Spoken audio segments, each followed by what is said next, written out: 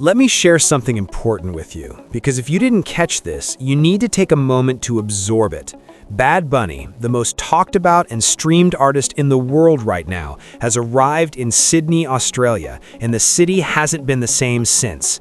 This isn't a rumor or a maybe. It's not one of those celebrity sightings where someone claims to have seen a famous person at a gas station, only for it to turn out to be an ordinary guy in sunglasses. No, this is real, confirmed, and undeniable, and Sydney completely went wild as soon as the news broke. The streets were alive with excitement, phones were buzzing with messages, group chats were in a frenzy. If you were anywhere near the scene, you know exactly what kind of energy filled the air that day. Welcome to Pop Show Room, where we bring you the stories behind the headlines. If you're not subscribed yet, hit that button right now because this story goes deeper than anything you've seen in the mainstream media. Now, before we get into all of it, just understand one thing.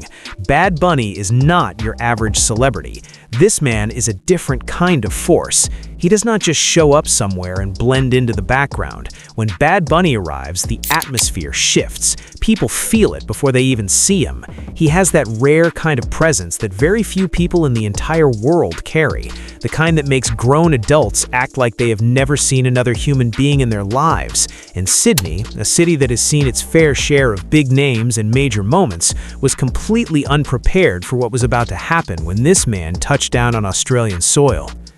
Let us rewind just a little so you understand the full picture. Bad Bunny has been on an absolute tear for years now. The Puerto Rican superstar went from being a kid bagging groceries and uploading songs to SoundCloud to becoming the most streamed artist on Spotify multiple years in a row. Not in his genre, not in his country, in the entire world.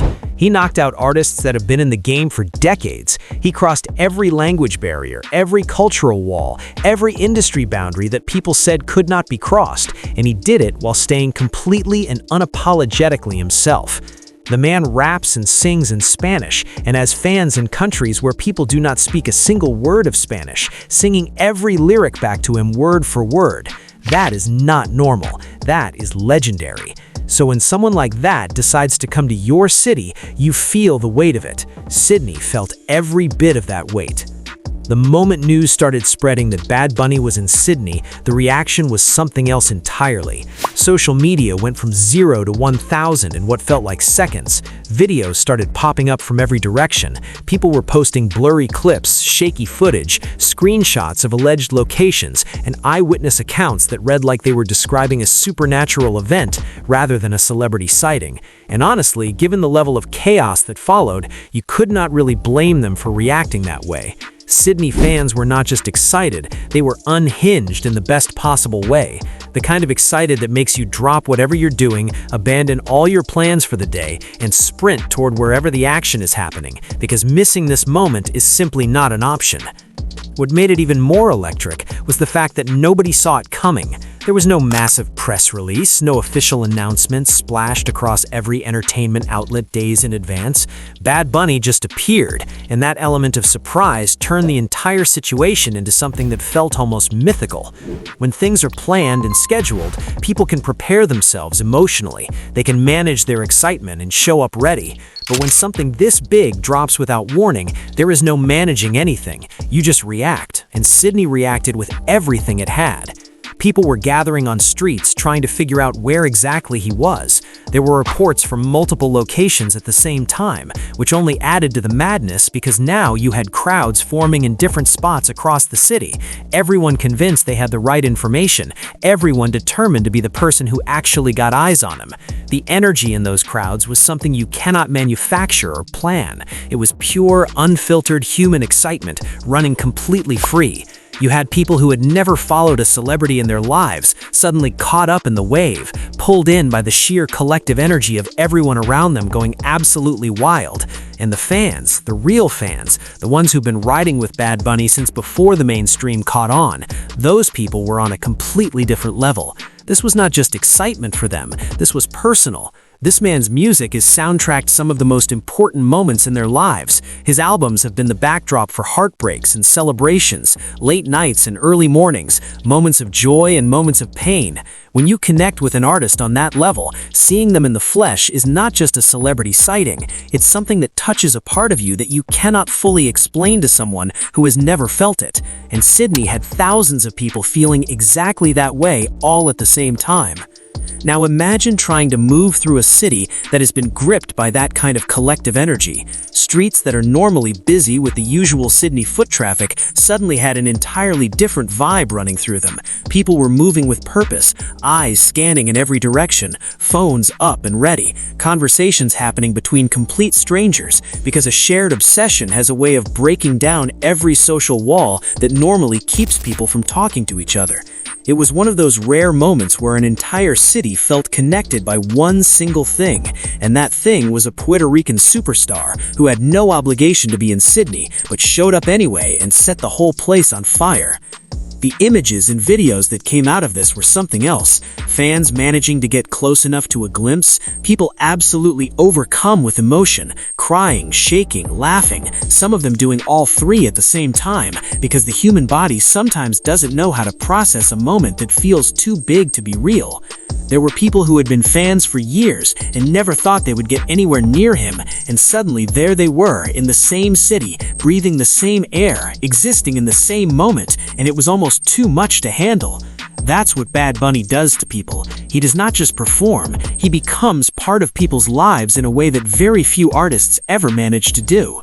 What also needs to be said is that this was not just a moment for the Latinx community in Sydney, though for them it carried a whole extra layer of meaning that went even deeper. For people who grew up speaking Spanish at home, who grew up with reggaeton and Latin trap as the soundtrack of their culture, seeing someone who represents all of that standing at the absolute top of the global music world is something that goes beyond celebrity worship. It's validation, it's pride, it's proof that the culture they grew up in and the music they loved before it was cool has always deserved to be exactly where it is right now. And Bad Bunny in Sydney meant that representation was showing up in a place far from home, carrying the culture with him wherever he went. But even beyond all the cultural weight and the personal connections and the fan devotion, there was just the pure spectacle of it. The man is magnetic. There's something about the way Bad Bunny carries himself that draws people in whether they know his music or not. He has this confidence that never tips over into arrogance, this cool that feels completely natural rather than performed, this ease with who he is that people respond to on a gut level. You see him, and you understand immediately why the world has decided this man is the one. He didn't get to where he is by accident, and it shows in every single thing about him. Sydney is no small city. It's hosted some of the biggest names in entertainment history. The stages here have seen legends. The streets have seen plenty of celebrity moments over the years. But something about this particular arrival hit differently. Maybe it was the surprise element. Maybe it was the way social media amplified everything in real time, so that even people who were nowhere near the action could feel like they were part of it as it unfolded.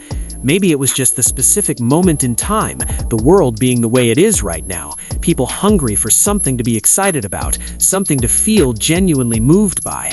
Whatever the combination of factors was, Sydney and Bad Bunny created a moment together that people in this city are going to be talking about for a long time. The stories that came out afterward were everything. People sharing exactly where they were when they found out, who they called first, how fast they moved to try and get to where the action was. The ones who got close telling their stories like veterans recounting a legendary day, every detail locked into memory, because moments like that have a way of burning themselves permanently into your mind. The ones who missed it trying to laugh it off, but clearly still feeling the sting just a little bit. The way you feel when something massive happens and you were just slightly on the wrong side of it. And somewhere in the middle of all of it, Bad Bunny moved through Sydney, doing whatever Bad Bunny does when he is not on a stage in front of 50,000 people, just existing, just being a person in a city. But because of who he is and what he represents, that simple act of existing in Sydney was enough to turn an ordinary day into something nobody who was there will ever forget. That is a rare kind of power, and not many people on Earth have it. So if you were in Sydney and you felt that shift in the energy over those hours, Now you know why. If your group chat was blowing up and you could not figure out what was happening, now you have the full story. Bad Bunny came to Sydney. He scattered the city without even trying, and the fans gave him everything they had in return. No concert, no stage, no production, just the man himself and the electric, undeniable reality of his presence in a city that was absolutely not ready, but was absolutely here for it. Sydney showed out, Bad Bunny showed up, and the combination of those two things created one of those moments that reminds you why being a fan of something or someone bigger than yourself sometimes feels like the most alive you can be. I'd love to hear your thoughts on this situation, so please share your opinions in the comments. Also, don't forget to like, subscribe, and turn on notifications to stay updated on this story.